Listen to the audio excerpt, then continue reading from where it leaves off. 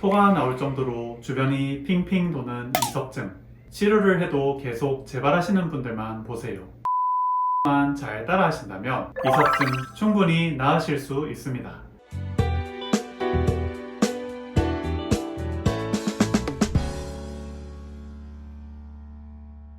안녕하세요.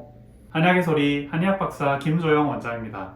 지금까지 많은 이석증 환자분들을 치료해 드렸었는데요. 이석증 환자분들은 아시겠지만 토가 나올 정도로 주위가 핑글핑글 돌 때도 있고 중심을 제대로 못 가누시는 분들도 계십니다. 이석증은 왜 생길까요? 그 원인을 귀 안에 전정기관, 방골이관에서 찾을 수 있습니다. 전정기관 안에는 난영낭, 구영낭이라고 불리는 수평과 수직의 평형 감각을 감지하는 평형관이 있습니다. 이 위에 이석이 위치하여서 평형 감각을 느끼도록 도와주는데요. 어떤 원인에 의해서 이석이 떨어져 나와서 전정기관 옆에 반골이관으로 들어가게 되면 반골이관 안에 회전 감각을 감지하는 유모세포를 계속 자극해서 극심한 어지럼을 일으킵니다. 이것이 이석증의 원인입니다. 그러면 왜 전정기관에서 이석이 떨어져 나올까요? 머리가 강한 충격을 받거나 골다공증으로 칼슘 대사장애가 생기며 비정상적으로 이석이 생기거나 오랜 기간 누운 자세를 유지하면서 노화에 의해서 이석의 결합력이 약해질 경우에 또한 스트레스와 과음, 과식,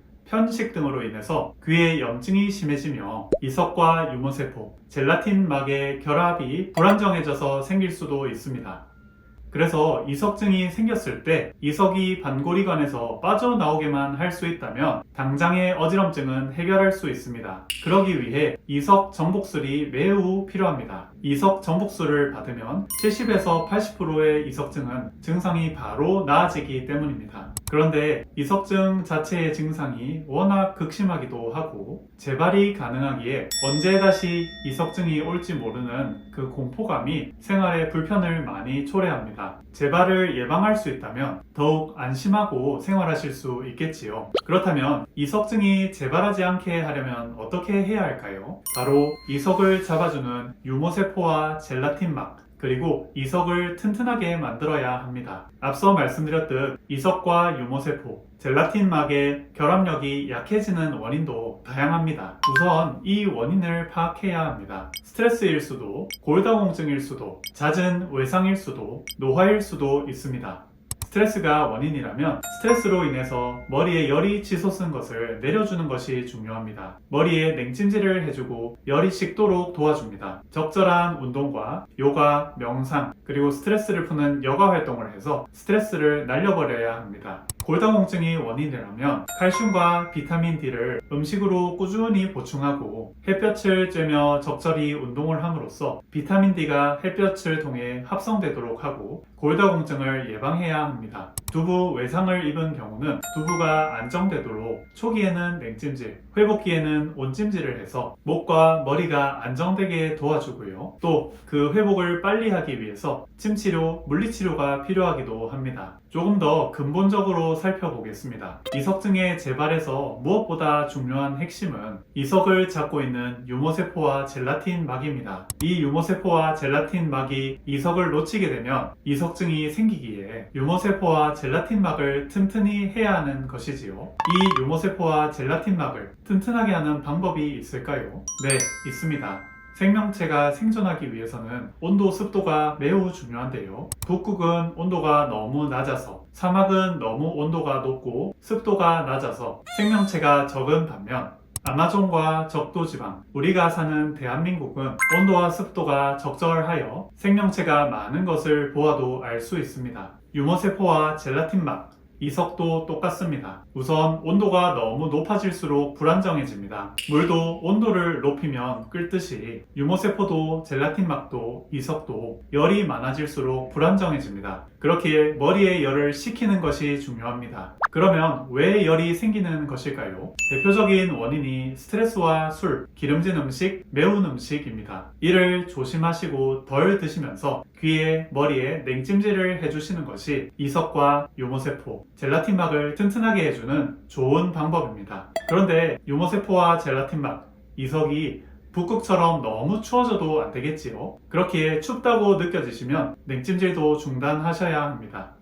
습도는 무엇일까요? 바로 영양입니다. 유머세포와 젤라틴 맛, 그리고 이석이 안정되려면 칼슘과 콜라겐, 단백질, 지방의 양도 적절해야 합니다. 멸치, 플레인 요구르트 등 칼슘을 섭취할 수 있는 음식들과 칼슘 대사에 꼭 필요한 비타민 D 영양제를 섭취하는 것이 좋습니다. 햇빛을 쬐며 산책을 하시면서 햇볕을 통해 비타민 D를 합성하시는 것도 중요합니다. 젤라틴의 원료인 콜라겐도 중요한데요. 콜라겐은 악효질만 섭취한다고 보충되는 것이 아닙니다. 오메가3 지방산, 비타민 A, 비타민 B군, 비타민 C, 단백질, 아연 등 많은 영양소들과 밀접합니다. 결국 콜라겐을 보충하기 위해서는 모든 음식을 골고루 섭취해야 된다는 뜻이지요. 골고루 편식하지 않으시고 드심으로써 이석과 젤라틴 맛, 유모세포를 튼튼하게 만들 수 있습니다.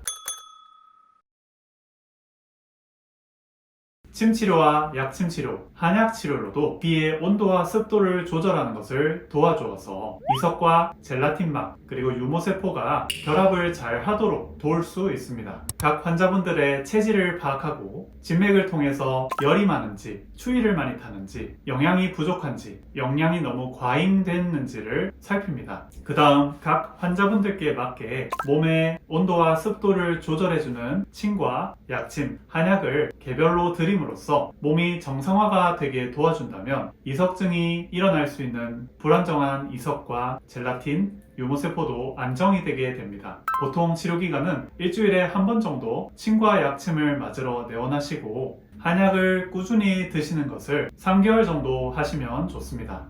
평소에 이석증 증상이 생겼다면 어떻게 관리해야 할까요? 첫 번째, 우선 이석정복수를 받으러 주변의 이비인후과나 이석정복수를 할 수 있는 한의원에 내원하시면 됩니다. 이석정복수를 받고 나시면 70에서 80%의 이석증은 낫습니다.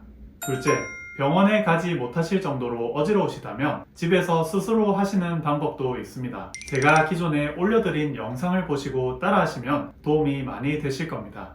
셋째, 이석정복수를 받으시고 70에서 80%는 호전이 되지만 나머지 20에서 30%는 오히려 어지럽거나 차도가 없으실 수 있습니다. 이 경우는 무리하지 마시고 목 뒤에 냉찜질을 하시고 쉬시는 것이 치료에 더 도움이 됩니다. 이석정복술은 하루 한 번만 받으시고 안정을 취하시다가 또 다음날 받으시는 식으로 관리하시면 됩니다. 넷째, 이석증은 보통 2주 정도의 기간이 지나면 방골이관 안에 이석이 저절로 녹으면서 치료가 됩니다. 이석 정복술에 반응이 없으시다면 2주간 어지럼증을 없애주는 약을 드시면서 충분히 휴식을 취하고 극복하실 것을 권해드립니다. 다섯째, 이석증 증상이 사라지셨다면 제가 오늘 영상에서 말씀드렸던 예방 방법들을 적용하셔서 이석증을 예방하실 것을 권해드립니다. 오늘 영상에서는 이석증이 생기는 이유, 이석증이 재발하지 않게 하는 방법, 이석증이 생겼을 때 대처 방법에 대해서 알아보았습니다. 이번 영상이 도움이 되셨다면 구독과 좋아요 부탁드립니다. 지금까지 한약의 소리 한약박사 김조영이었습니다. 감사합니다.